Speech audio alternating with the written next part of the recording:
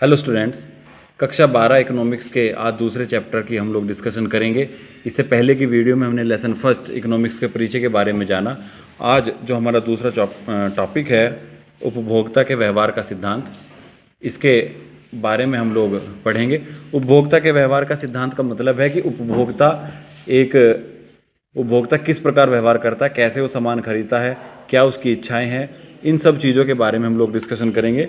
इस चैप्टर में से कुछ चीज़ें जो पहले के सिलेबस में हुआ करती थी वो कुछ चीज़ें हटा दी गई हैं, हालांकि थोड़ी सी डिस्कशन हम उनके बारे में भी करेंगे। शुरुआत करते हैं उदासीनता सूची या अनादिमान सूची से। उदासीनता सूची का अर्थ क्या है, एक थ्योरी का टॉपिक है। उदासीनता सूची का मतलब ये है कि अगर एक उपभोक्ता के पास हम किसी वस्तु का उपभोग करते हैं और हमारे पास उपभोग करने के लिए पैरेलल दो वस्तुएं हैं, या तो किसी वस्तु ए का हम प्रयोग कर सकते हैं या वस्तु बी का प्रयोग कर सकते हैं, तब हम एक उपभोक्ता का व्यवहार ये चेक करेंगे कि वो उपभोक्ता वस्तु ए को ज़्यादा खरीदना और उपभोग करना पसंद करता है या वस्तु बी को ज़्यादा खरीदना या उपभोग करना पसंद करता है। इसमें बराबर में डिस्प्ले में आप देख रहे हैं कि एग्जाम्पल के द्वारा समझाया गया है कि दो संयोग हैं। एक व्यक्ति एग्जाम्पल दे करके बताया है, उसके सामने आम और संतरे रखे हुए हैं, या तो वो आम भी खरीद सकता है या फिर वो संतरे भी खरीद सकता है। खरीदने का मतलब उपभोग कर सकता है। तो यहाँ पर ये चीज़ दिखाई गई है कि अगर एक व्यक्ति पूरे तरीके से आम खरीदता है और कोई संतरा नहीं खरीदता है तो उसकी अधिकतम संतुष्टि प्राप्त करता है। इसी प्रकार अगर वो आम की मात्रा को कम करे और धीरे धीरे पैरेलल संतरे की मात्रा को बढ़ाता रहे, तो इन दोनों वस्तुओं का जो आपस में संयोग होगा कि कहाँ जा कर के एक वस्तु का दूसरे वस्तु से जो प्रतिस्थापना दर है वो हम लोग इस एग्जाम्पल में चेक करते हैं। हम बताते हैं दोबारा उदासीनता अनुसूची को एक बार फिर बताएं कि अगर एक व्यक्ति दो समान गुणों वाली वस्तुओं का उपभोग करता है तो हम ऐसे पेयर को छांटते हैं, ऐसे पेयर को सेलेक्ट करते हैं कि वो वस्तु ए और वस्तु बी दोनों को किस प्रकार उपभोग करे, किस प्रकार उन्हें यूटिलाइज करे, जिससे उसको संतुष्टि के समान स्तर को प्राप्त कर सके। इसमें एक एग्जाम्पल दिया गया है जिसमें बताया गया है कि एक उपभोक्ता दो वस्तुओं का प्रयोग कर सकता है, लेकिन उनको ग्रुप में प्रयोग करना है। पहले वस्तु ए को प्रयोग करे, फिर वस्तु बी। वस्तु ए को कितना कम करे और वस्तु बी को कितना ज़्यादा बढ़ाए कि उसको समान संतुष्टि प्राप्त हो। इस टॉपिक में ये उदासीनता अनुसूची के अलावा हम इसके बाद पढ़ेंगे उपभोक्ता के और व्यवहार के सिद्धांत, जिसमें से एक महत्वपूर्ण सिद्धांत है कुल उपयोगिता और सीमांत उपयोगिता। यहाँ उपयोगिता के बारे में पता होना बहुत ज़रूरी है, बहुत इंपॉर्टेंट टॉपिक है उपयोगिता। उपयोगिता किसे कहते हैं, यूटिलिटी किसे कहते हैं और इसकी परिभाषाएं क्या हैं, क्या इसके सिद्धांत हैं, वो हम इसके बारे में जानेंगे। उपयोगिता किसी वस्तु की वह क्षमता है जिससे किसी मानवीय आवश्यकता की संतुष्टि होती है। दुनिया की प्रत्येक वस्तु में कुछ ना कुछ यूटिलिटी, कुछ ना कुछ उपयोगिता होती है। अब उस उपयोगिता का एक व्यक्ति प्रयोग कर सकता है, उसको यूज कर सकता है। तो प्रत्येक वस्तु का वह गुण, प्रत्येक वस्तु की वह क्वालिटी जिससे व्यक्ति को, किसी भी इंसान को उपयोगिता या संतुष्टि प्राप्त होती है। देखिए इसकी परिभाषाओं में बताया गया अर्थशास्त्री के लिए मानवीय उपयोगिताओं आवश्यकताओं को संतुष्ट करने की क्षमता है। इसमें प्रोफेसर मार्शल की जो परिभाषा है उसमें बताया गया किसी समय किसी मनुष्य के लिए किसी वस्तु की उपयोगिता को उस सीमा से नापा जाता है जिस सीमा तक वह किसी आवश्यकता को संतुष्ट करती है। दुनिया की प्रत्येक वस्तु में कुछ ना कुछ यूटिलिटी, कुछ ना कुछ विशेषता, खास बात होती है। अब उस विशेषता, उस यूटिलिटी को प्रयोग करने लायक बनाना, प्रयोग कर सकना, ये चीज़ कहलाती है उस वस्तु की उपयोगिता। अभी जैसा बताया गया है कि प्रत्येक वस्तु में कुछ ना कुछ क्वालिटी होती है, खास बात होती है, तो उपयोगिता एक अमूर्त धारणा है। उपयोगिता को, यूटिलिटी को केवल महसूस किया जा सकता है, उसकी मेजरमेंट का कोई पैमाना, कोई इकाई नहीं है। जैसे एग्जाम्पल से समझते हैं, अगर किसी व्यक्ति को भूख लगी है तो भूख लगने पर वो क्या करेगा, भोजन करेगा, फल या अन्य जो खाद्य सामग्री हैं उनको वो खाएगा। तो खाने के बाद उसको जो संतुष्टि मिलती है, उसको जो खुशी मिलती है, वो उस वस्तु की उपयोगिता कहलाती है। अब ये उपयोगिता प्रत्येक वस्तु के लिए अलग अलग हो सकती है। उपयोगिता को, जैसा पहले अभी बताया कि उपयोगिता को मापा नहीं जा सकता, इसको केवल एक मेजरमेंट, एक पैमाना मान करके इसके मानक हम लोग निर्धारित करते हैं। अदरवाइज कोई ऐसी मीटर या मैट्रिक सिस्टम नहीं है जिससे किसी वस्तु की उपयोगिता कितनी है उसे यूनिट में नापा जा सके। आवश्यकता पूर्ति की शक्ति, प्रत्येक वस्तु में जिसका हम उपभोग कर रहे हैं उसमें एक शक्ति निहित होती है जिससे वो व्यक्तियों की आवश्यकताओं की पूर्ति कर सके। उपयोगिता का संबंध लाभदायकता से नहीं होता। लाभदायकता का अर्थ यहाँ पर है कि केवल और केवल अच्छे कार्य के लिए उपयोगिता नहीं होती। कुछ व्यक्ति ऐसे होते हैं जो सामान्य वस्तुओं को ग्रहण करते हैं, लेकिन जैसा एग्जाम्पल में बताया गया है, कुछ व्यक्ति शराब, सिगरेट, अफीम, गांजा आदि का भी प्रयोग करते हैं जो हानिकारक है, लेकिन उन व्यक्तियों को हानिकारक वस्तुओं से ही उपयोगिता प्राप्त हो रही है। उपयोगिता वस्तुगत न होकर आत्मगत होती है। प्रत्येक वस्तु में ये क्वालिटी जो भी बताई गई है कि उनके अंतर्गत उपयोगिता होती है, ये उपयोगिता वस्तुगत न होकर आत्मगत होती है, यानी हर व्यक्ति के लिए उपयोगिता का पैमाना अलग अलग होता है। जैसे एक व्यक्ति को सेब खाने पसंद है लेकिन दूसरे व्यक्ति को सेब खाने पसंद नहीं है। भूख लगने पर जिस व्यक्ति को सेब खाने पसंद है वो ज़्यादा से ज़्यादा सेब खाने की कोशिश करेगा क्योंकि उसको उन सेब से संतुष्टि प्राप्त हो रही है, लेकिन वहीं पैरेलल वो सेब किसी अन्य व्यक्ति के लिए लाभदायक नहीं है, उसको उपयोगिता प्रदान नहीं कर रहे हैं। हो सकता है उसके लिए कोई अन्य वस्तु उपयोगिता प्रदान कर रही हो।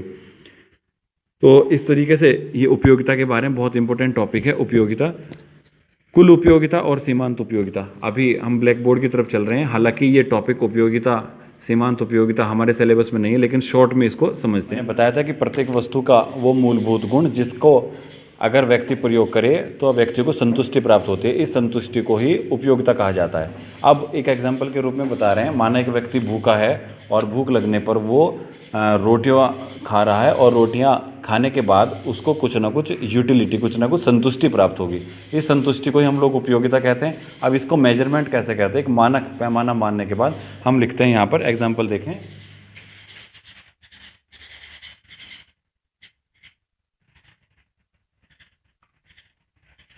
एक व्यक्ति जो भूखा है और उसको हम उपभोग की इकाइयाँ, इन उपभोग की इकाइयों को कुछ भी एग्जाम्पल मान सकते हैं, इनको रोटी मान सकते हैं, फल मान सकते हैं, या कोई अन्य वस्तु जिसको उपभोग किया जा सकता है। सपोज एक व्यक्ति भूखा और उसको आप भोजन दे रहे हैं और पहली रोटी दे रहे हैं, तो जाहिर सी बात है कि पहली रोटी में उस व्यक्ति को मैक्सिमम उपयोगिता प्राप्त होगी, मैक्सिमम संतुष्टि प्राप्त होगी। जब हमें किसी वस्तु की आवश्यकता होती है, बहुत अधिक आवश्यकता होती है, तो उस समय पर उस वस्तु की जो संतुष्टि होती है, उससे जो निकलने वाली उपयोगिता है, जो उससे प्राप्त होने वाली संतुष्टि है, वो मैक्सिमम लेवल पर होती है। समझे कि हमें उस वस्तु से जो उपयोगिता प्राप्त हुई उसे एक पैमाना, एक मानक मान लिया जाता है, माना के रूप में। हालांकि उपयोगिता नापने की कोई स्टैंडर्ड यूनिट नहीं होती, लेकिन हम मान लेते हैं कि ये 20 इकाई के बराबर हमको यूटिलिटी या उपयोगिता प्राप्त हुई। इसके बाद अगर उस वस्तु की दूसरी इकाई प्रयोग में लाई जाए, दूसरी इकाई उस वस्तु की खिलाई जाए या उपभोग कराई जाए, तो जाहिर सी बात है, आप खुद एग्जाम करके देख सकते हैं। अगर आपको बहुत ज़्यादा भूख लगी है तो पहली रोटी में जितनी संतुष्टि मिलेगी, दूसरी रोटी में उससे थोड़ा कम संतुष्टि प्राप्त होगी, एज इट इज उतनी संतुष्टि प्राप्त नहीं होगी। तो दूसरी इकाई में हम मानना 15 मानक उपयोगिता या संतुष्टि प्राप्त होती है। अब जब 2 रोटी का उपभोग कर लिया गया, इसके बाद बढ़ते हैं, तीसरी रोटी भी अगर उस वस्तु की खिलाई जाती है तो हमें 10 यूनिट के बराबर उपयोगिता या संतुष्टि प्राप्त हुई। उसके बाद आगे फिर बढ़ते हैं 5, क्योंकि जब निरंतर वस्तुओं का उपभोग करते रहेंगे के बाद एक वस्तु का प्रयोग किया जाता रहेगा तो उपयोगिता भी धीरे धीरे कम प्राप्त होगी। यहाँ से एक नियम भी बनता है, अभी बताएंगे। एक स्थिति ऐसी आएगी कि उस वस्तु के उपभोग से शून्य उपयोगिता प्राप्त होगी, अर्थात जब आदमी पूरी तरीके से संतुष्ट हो जाएगा लेकिन फिर भी उसको कहा जाए कि इन्हें और खा लें या और उपभोग कर लें, तो वहाँ जाकर के हमारी जो उपयोगिता का लेवल है, संतुष्टि का लेवल है, वो स्थिर हो जाता है, जीरो हो जाता है। जाकर के वहाँ पर आकर के हमें और वस्तुओं का उपभोग करने की इच्छा नहीं रहती। यही बात प्रत्येक जगह लागू होती है। अगर आप बहुत ज़्यादा भूखे हैं तो हद से हद कितनी रोटियाँ खा सकते हैं? 2, 4, 5, 6, 10, अर्थात एक लिमिट ऐसी आएगी ही आएगी जब हमें अपना उपभोग रोकना पड़ेगा, क्योंकि वहाँ जाकर के हमारी जो उपयोगिता है, हमारी जो संतुष्टि का स्तर है वो स्थिर हो जाता है, जीरो हो जाता है। अर्थात वहाँ जाकर के हमारी उपयोगिता, हमारी संतुष्टि पूरी हो चुकी होती है। लेकिन अगर फिर भी किसी कारण से और ज़्यादा उपभोग आपको करने के लिए कहा जाए, और ज़्यादा उपभोग कराया जाए, तो उपयोगिता पॉजिटिव ना प्राप्त होकर के नुकसान देने वाली प्राप्त होगी, अर्थात नेगेटिव यूटिलिटी प्राप्त होगी, तब हमें उपयोगिता ऋणात्मक नेगेटिव प्राप्त होगी। अब इस चीज को दोबारा देखें, अगर किसी वस्तु का हम लोगों को उपभोग करना है, भोजन, भूख लगने पर भोजन, या ठंड लगने पर वस्त्र, या गर्मी लगने पर पंखा या एसी, तो हमें शुरुआती चरण में पहले स्टेप पर उस वस्तु की मैक्सिमम उपयोगिता प्राप्त होगी, मैक्सिमम संतुष्टि वो वस्तु हमें प्रदान करेगी। उसके बाद जैसे जैसे इकाइयों का प्रयोग हम निरंतर करते रहेंगे तो प्रत्येक अगली इकाई से उपयोगिता कम प्राप्त होगी। यहाँ से हमारा जो नियम बनता है वो उपयोगिता ह्रास नियम बनता है। उपयोगिता ह्रास नियम का अर्थ है कि जैसे जैसे हम इकाइयों का प्रयोग करते रहेंगे, प्राप्त होने वाली उपयोगिता, प्राप्त होने वाली संतुष्टि घटती चली जाएगी, ह्रास होता चला जाएगा। इसको कहते हैं उपयोगिता ह्रास। ह्रास माना कम होना, नियम। यहाँ पर हमारा उपयोगिता ह्रास नियम शुरू हो जाता है। अब उपयोगिता ह्रास को समझने के बाद हम लोग समझते हैं कुल उपयोगिता। जब हमने पहली इकाई प्रयोग की तो हम लोगों को उससे 20 यूनिट के बराबर उपयोगिता प्राप्त हुई। अब जैसे ही हम आगे बढ़ते हैं, दूसरी इकाई का प्रयोग करते हैं, तो पहले से 20 प्लस 10 इकाई नेक्स्ट, अर्थात हमको 35 इकाई के बराबर उपयोगिता प्राप्त हुई। इसको कहते हैं कुल उपयोगिता। उसके बाद जब तीसरी इकाई का भी प्रयोग किया गया तब प्राप्त होने वाली उपयोगिता होगी 45। इसके बाद अगली इकाई का प्रयोग किया गया तो प्राप्त होने वाली उपयोगिता होगी 40।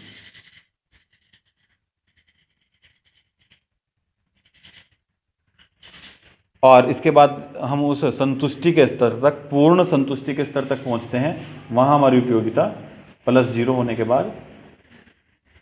लेकिन जैसे ही हम निगेटिव में पहुंचेंगे तो -5 हमारी कुल उपयोगिता भी घटनी शुरू हो जाएगी। तो इस तरीके से हम देखते हैं कि निरंतर इकाइयों का प्रयोग करने पर प्राप्त होने वाली यूटिलिटी, प्राप्त होने वाली संतुष्टि, प्राप्त होने वाली उपयोगिता घटती जाती है। इसको ग्राफ के रूप में प्रदर्शित करते हैं। इधर हम लिखते हैं यूनिट, पहले यहाँ 0, एक इकाई, दूसरी इकाई, तीसरी इकाई, चौथी, पांचवी, छठी, सातवीं एंड सो ऑन। और यहाँ हम लिखते हैं प्राप्त होने वाली उपयोगिता।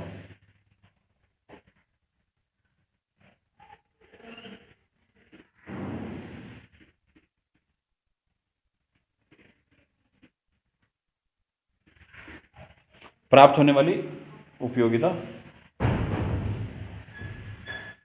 उपयोगिता ह्रास नियम के अकॉर्डिंग जब हमने सबसे पहली इकाई प्रयोग में लाए थे, तो हमको मैक्सिमम, सबसे ज़्यादा 20 इकाई के बराबर उपयोगिता प्राप्त हुई। इधर से इकाई 1 और इधर से उपयोगिता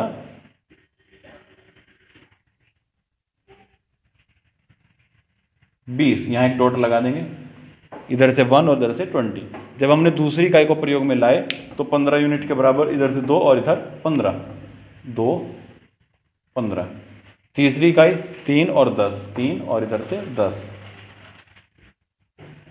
4 और 5, इधर से 4 यूनिट और इधर से 5, और पांचवी में 0, यानी यहीं के यहीं। तो इस प्रकार हम देखते हैं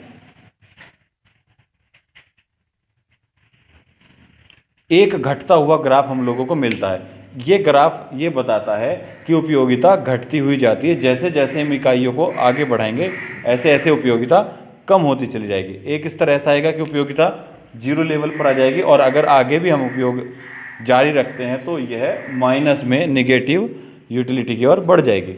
यह है सीमांत उपयोगिता, इसको कहते हैं सीमांत उपयोगिता। कुल उपयोगिता बढ़ते हुए दर पर जाती है, यानी कि कुल उपयोगिता प्लस प्लस प्लस होती जाती है। एक जगह वो मैक्सिमम हो जाती है, हाईएस्ट उपयोगिता, कुल उपयोगिता हाईएस्ट टॉप लेवल पर जाती है, लेकिन उसके बाद फिर वो घटनी शुरू हो जाती है। यहाँ पहली इकाई में 20, अगली इकाई में 35,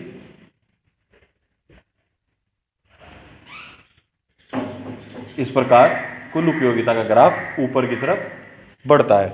इसको कहते हैं उपयोगिता और उपयोगिता ह्रास नियम। इसके बाद नेक्स्ट टॉपिक इसी लेसन में बहुत इंपॉर्टेंट टॉपिक है, मांग के नियम के बारे में हम लोग पढ़ेंगे। इसके बाद इस लेसन के अंतर्गत बहुत इंपॉर्टेंट टॉपिक जो परीक्षा में आने की पूरी संभावना है वो है डिमांड। मांग किसे कहते हैं और इसके कितने प्रकार हैं, मांग वक्र के बारे में अब हम लोग डिस्कशन करेंगे। मांग किसे कहते हैं? शुरुआत होती है मांग से। प्रत्येक वस्तु में, जैसे इससे पहले हमने बताया, उपयोगिता निहित होती है। अब हम किसी वस्तु को मांग क्यों करते हैं? अगर हमें किसी वस्तु का उपयोग करना है, किसी वस्तु का उपभोग करना है, उसे प्रयोग में लाना है, तो प्रयोग में लाने के लिए हमें उस वस्तु की डिमांड करनी होगी, हमें उस वस्तु की आवश्यकता होगी। और आवश्यकता होने के लिए वस्तु की मांग करना जरूरी है। अब मांग करने के लिए कुछ बेसिक कंसेप्ट हैं कि हम मांग क्यों करते हैं। सबसे पहले इच्छा पूर्ति के लिए।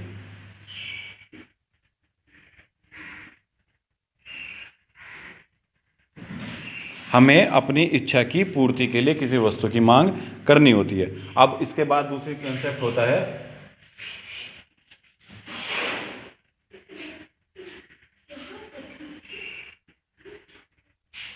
अब हमें इच्छा की पूर्ति तो करनी है, लेकिन उसके लिए हमारे पास साधन ना हो, धनराशि ना हो, या हम खर्च ना कर सकें।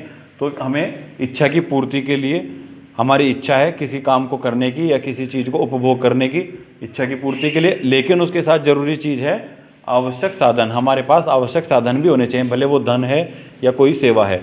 उसके बाद अगला टॉपिक होता है व्यय करने की तत्परता।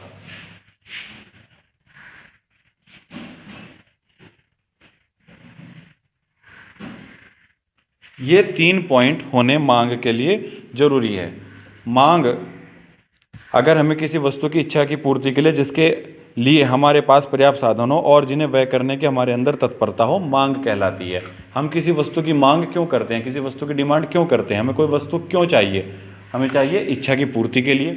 उसके अलावा हमारे पास उस इच्छा की पूर्ति करने के लिए, मांग करने के लिए आवश्यक साधन होने चाहिए, और आवश्यक साधन होने के साथ साथ हमें व्यय की तत्परता, हम उनको व्यय कर सकें, हम उनको खर्च कर सकें, ये कहलाती है मांग। मांग की परिभाषाएं, कुछ परिभाषाएं आपके डिस्प्ले में यहाँ पर दी हुई हैं और मांग के बारे में बताया गया है। हम आपको बता दें, मांग किसी वस्तु की वह मात्रा होती है जो किसी दिए हुए समय में किसी दिए हुए मूल्य पर मांगी जाती है। एक एकांक समय में किसी वस्तु की वह मात्रा जो एक निर्धारित मूल्य पर देकर प्राप्त की जा सके, मांग कहलाती है। अब मांग के अंतर्गत जो तत्व शामिल हैं उनको एक एक करके फिर बताया जा रहा है। किसी वस्तु को प्राप्त करने की इच्छा, जो कि सबसे पहले जरूरी होती है। हमें सबसे पहले इच्छा की आवश्यकता है, बिना इच्छा के हम मांग नहीं कर सकते। अगर किसी वस्तु की ज़रूरत ही नहीं है, इच्छा ही नहीं है, तो हम उसकी मांग क्यों करेंगे, अर्थात वो मांग रहित हो जाएगी। उसके बाद पर्याप्त साधन का होना। साधन का मतलब होता है मुद्रा से या धनराशि से साधन का होना। और उसके बाद व्यय करने की तत्परता। व्यय करने की तत्परता, व्यय करने के लिए हम लोग तैयार हो जाएं। अब उसके बाद वस्तु की कीमत। उसके बाद उसकी जो कीमत है, वस्तु का जो रेट है, जो उसका मूल्य निर्धारित किया गया है, वो मूल्य हमारी इच्छा के दायरे में आना चाहिए। ऐसा है, अगर हुआ है कीमत बहुत ज़्यादा है, अगर किसी वस्तु की इच्छा भी है लेकिन कीमत बहुत ज़्यादा है, तो व्यक्ति उस वस्तु की इच्छा नहीं करेगा। माना हमें इस समय पर एक कार की ज़रूरत है, हम लोगों की इच्छा है कि हमारे पास कार होनी चाहिए, आवश्यक साधन पर्याप्त कुछ मात्रा में धन भी है और व्यय भी करना चाहते हैं, लेकिन जा करके लास्ट टाइम पे पता लगता है कि उसकी कीमत जितनी हमने सोची थी उससे ज़्यादा है, तो उसकी मांग उस समय के लिए टाल दी जा सकती है। और इसके बाद इस कीमत का जो संबंध है वो मांग की मात्रा से संबंध होना चाहिए उस समय विशेष में। यहाँ समय का भी एक इम्पोर्टेंट रोल है, क्योंकि समय के साथ साथ किसी वस्तु की जो मांग है वो कम या ज़्यादा हो सकती है। अब हम इसके बाद बढ़ते हैं मांग को प्रभावित करने वाले घटक। बहुत महत्वपूर्ण टॉपिक है, महत्वपूर्ण क्वेश्चन है। मांग को प्रभावित करने वाले घटक, इसको याद करना है। इसके तुरंत बाद इसको डिस्प्ले पर देखिए, मांग को प्रभावित करने वाले घटक, और इसके तुरंत बाद हम नेक्स्ट टॉपिक मांग की लोच की ओर बढ़ते हैं। इस टेबल को आपने देख करके पढ़ा कि मांग को प्रभावित करने वाले तत्व कौन कौन से हैं। एक बार फिर मैं आपको रिपीट कर देता हूं कि किन किन कारणों से मांग, किसी वस्तु की जो मांग है वो प्रभावित होती है। वस्तु का मूल्य, सबसे इम्पोर्टेंट फैक्ट यही है कि वस्तु का मूल्य अगर ज़्यादा होगा तो हम उस वस्तु की मांग कम करेंगे। अभी एक तालिका द्वारा हम इसको और डिटेल से पढ़ेंगे। इसके अलावा रुचि तथा फैशन में परिवर्तन। कई बार क्या होता है कि जो चीज़ें रुचि और फैशन में चलती हैं, फैशन के ट्रेंड में होती हैं, तो उनकी वस्तुओं की मांग ज़्यादा हो जाती है, और जो वस्तु फैशन से हट जाती हैं उनकी मांग कम हो जाती है। मुद्रा की मात्रा में परिवर्तन, जो रेट ऑफ मनी है अगर कुछ लोगों के पास धनराशि ज़्यादा है तो वो ज़्यादा वस्तुएं खरीदने की, उनकी मांग करने की कोशिश करेंगे। अगर पैसे ही धनराशि कम है तो वस्तु की मांग भी उसी से प्रभावित होगी। आय में परिवर्तन, जिन लोगों की आय ज़्यादा होती है वो किसी भी वस्तु की मांग कितनी भी मात्रा तक कर सकते हैं, विलासिता की वस्तुओं का प्रयोग कर सकते हैं। लेकिन अब अगर व्यक्तियों की आय कम है तो वो विलासिता वस्तुओं का उपभोग करना कम कर देंगे, अर्थात उन वस्तुओं की मांग कम करेंगे। इसके अलावा है ऋतु तथा मौसम में परिवर्तन, जनसंख्या में परिवर्तन, धन के वितरण में परिवर्तन। ऋतु मौसम आदि के परिवर्तन का मतलब है अगर सर्दियां हो जाती हैं तो पंखों की जो मांग है वो कम हो जाएगी। इसी प्रकार अगर गर्मियां हैं तो जो ऊनी वस्त्र हैं, रजाई या स्वेटर जर्सी हैं, उनकी मांग कम हो जाएगी। यहाँ एक इम्पोर्टेंट टॉपिक आता है मांग तालिका। मांग तालिका क्या है? किसी वस्तु का जो मूल्य है, जो प्राइस है और जो उसकी मांग है, इनके बीच संबंध दिखाने के लिए मांग तालिका का प्रयोग किया जाता है। निश्चित समय में वस्तु की विभिन्न कीमतों और उन कीमतों पर मांगी जाने वाली वस्तुओं की मात्राओं के पारस्परिक संबंध को मांग तालिका द्वारा बताया जाता है। समझे दोबारा, किसी भी वस्तु की कीमत क्या है और उस कीमत पर उस वस्तु की मांग कितनी है। अगर कीमत बढ़ती है तो मांग पर क्या फ़र्क पड़ेगा, अगर कीमत घटती है तो मांग पर क्या फ़र्क पड़ेगा, इसको बताने के लिए मांग तालिका का प्रयोग किया जाता है। देखें, आप एक एग्जाम्पल से ध्यान दें। अगर नॉर्मली हम किसी वस्तु का उपभोग कर रहे हैं और वो 10 रुपये किलो है, अगर वो वस्तु 15 रुपये किलो हो जाए किसी भी कारण से, तो हम सोचेंगे कि उस वस्तु का उपभोग कम करें, उस वस्तु की मांग कम करें। लेकिन अगर अचानक से उस 10 रुपये की वस्तु 5 रुपये में मिलनी शुरू हो जाए तो हम क्या करेंगे, उसको ज़्यादा खरीदना शुरू कर देंगे। दूध जैसे 40 रुपये लीटर है, अगर वो किसी कारण से 10 रुपये लीटर हो जाए तो लोग चाय बनानी छोड़ देंगे, दूध पी का उपयोग सेवन ज़्यादा कर देंगे। अगर यही दूध 40 रुपये लीटर के बदले 80 रुपये लीटर हो जाए तो कोशिश करेंगे कि दूध का जो उपभोग है वो कम किया जाए। अर्थात वस्तु की कीमत और वस्तु की मांग में परस्पर संबंध होता है। अब वो संबंध कैसा होता है अभी देखते हैं इस तालिका से। एक एग्जाम्पल हम यहाँ लेते हैं। किसी वस्तु की जो कीमत है वो रुपए में दे रखी है। इसको हम दूध के एग्जाम्पल से, किसी अन्य फल या सब्जी या किसी भी एग्जाम्पल से आपको समझा या बता सकते हैं। तो हमने एक वस्तु ली है, वस्तु ए। वस्तु ए की कीमत, उसका रेट कितना कितना है। अगर उस वस्तु का रेट 20 रुपये है, अगर किसी वस्तु का रेट 20 रुपये है तो लोग उसकी जो यूनिट खरीद रहे हैं, जो उसकी यूनिट प्रयोग कर रहे हैं, वो 100 है। माना 100 इकाइयाँ उस वस्तु की प्रयोग कर रहे हैं अगर वस्तु का मूल्य 20 है।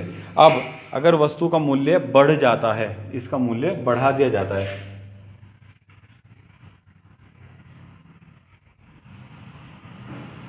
अगर हम स्पेसिफिक वस्तु का मूल्य बढ़ाना शुरू कर दें तो जाहिर सी बात है उस वस्तु की मांग भी कम होनी शुरू हो जाएगी। लोग उस वस्तु का उपभोग करना कम कर दें या उसकी मांग करना कम शुरू कर देंगे। जैसे जैसे हम किसी वस्तु का मूल्य बढ़ाते हैं तो अन्य बातें समान रहने पर वस्तु की मांग में कमी आएगी, निश्चित रूप से कमी आएगी।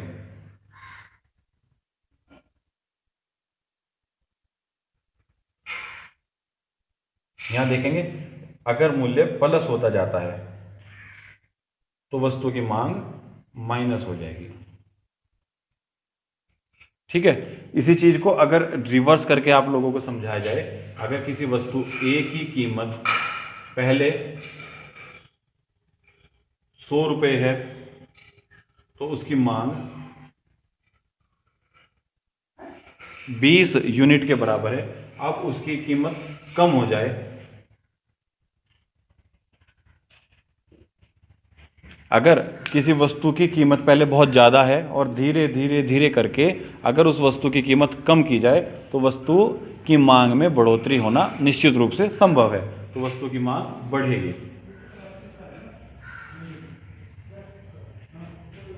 भले उसकी जो मांग की दर है वो किसी भी क्रम से घटे या किसी भी क्रम से बढ़े, लेकिन जो कंसेप्ट है वो उसके पीछे ये है कि वस्तु की कीमत और वस्तु की मांग में विपरीत संबंध होता है। अगर किसी वस्तु की कीमत बढ़ेगी तो उसकी मांग निश्चित रूप से कम होगी, अगर वस्तु की कीमत कम होती है तो मांग में बढ़ोतरी होनी निश्चित रूप से होगी।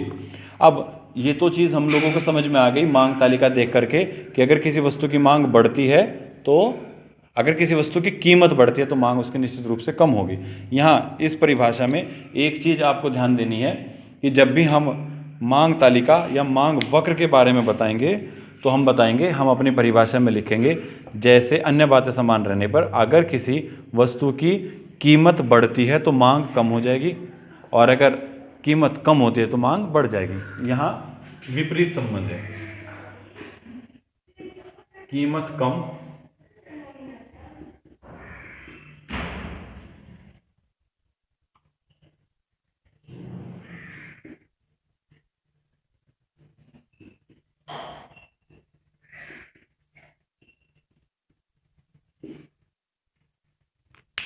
इसके बाद इस परिभाषा में जो खास बात है वो है कीमत कम होने पर मांग अधिक हो जाती है और कीमत अधिक होने पर मांग कम हो जाती है। कई बार हम लोग क्या गलती कर देते हैं, बात हम सही बताते हैं लेकिन हम मांग शब्द को पहले बोल देते हैं। मांग कम होने पर कीमत अधिक हो जाती है, मांग कम होने पर कीमत ज़्यादा हो जाती है। हमें जो पहले शब्द लिखना है वह कीमत लिखना है, अर्थात पहले जो परिवर्तन होगा वो कीमत में परिवर्तन होगा, मांग में परिवर्तन इसके बाद में होगा। पहले जो परिवर्तन होगा वह कीमत में परिवर्तन होगा, मांग में परिवर्तन उसके बाद में होगा। तो लिखते हुए इस चीज़ का ध्यान रखें, परिभाषा बताते हुए इस चीज़ का ध्यान रखें कि आप पहले कीमत में परिवर्तन करेंगे, कीमत कम होने पर मांग अधिक हो जाती है, कीमत अधिक होने पर मांग कम हो जाती है। ऐसे उल्टा मत बोलना है कि मांग अधिक होने पर कीमत कम हो जाती है। अब हम इसके बाद पढ़ेंगे मांग वक्र के बारे में। हम लोग डिस्कशन कर रहे थे मांग के नियम के बारे में। मांग का नियम किसे कहते हैं? अन्य बातें समान रहने पर। अन्य बातें समान रहने पर बहुत सारी चीज़ें आ जाती हैं कि आसपास का जो वातावरण है उसमें कुछ भी इकोनॉमिक्स एनवायरनमेंट में कोई चेंज अगर ना आए तो किसी भी वस्तु की कीमत एवं वस्तु की मांग में विपरीत संबंध पाया जाता है। जैसा कि अभी आपको मैंने बताया कि अगर किसी वस्तु की कीमत बढ़ाई जाती है तो उसकी मांग में कमी आएगी और अगर वस्तु की कीमत को कम करते हैं तो मांग बढ़ जाएगी। इसको कहते हैं मांग का नियम। कुछ अर्थशास्त्रियों ने इसकी अलग अलग परिभाषाएं दी हैं कि मांग के नियम क्या क्या हैं। जैसे गिरते हुए मूल्य के साथ साथ मांग की मात्रा बढ़ती जाती है। ध्यान देंगे, प्रत्येक परिभाषा में पहले मूल्य को परिवर्तित किया गया है, उसके बाद मांग को परिवर्तित किया गया है। मांग के नियम के अंतर्गत बहुत सारी चीज़ें आती हैं। मांग के नियम की विशेषताएं, अन्य बातें समान रहने पर ही क्रियाशील होता है, यानी कि आसपास की अन्य वस्तुओं के बारे में, अन्य मूल्य, आय आदि के बारे में चर्चा न की जाए। कीमत और मांग में विपरीत संबंध पाया जाता है, अर्थात कीमत बढ़ने पर मांग घटती है और कीमत घटने पर मांग बढ़ती है, जैसे कि अभी आपको समझाया गया है। मांग के नियम की कुछ मान्यताएं हैं, विशेषताएं हैं और मांग के नियम के उदाहरण के द्वारा व्याख्या की गई है। जो अभी एग्जाम्पल आपको बताएं कि अगर जैसे जैसे किसी वस्तु की कीमत बढ़ाई जाएगी तो उस वस्तु की मांग में कमी आ जाएगी। मांग के नियम के और बहुत सारे नियम हैं। अभी हमने ये चीज़ तो समझ ली है कि अगर जो मूल्य है वो प्लस होता है तो मांग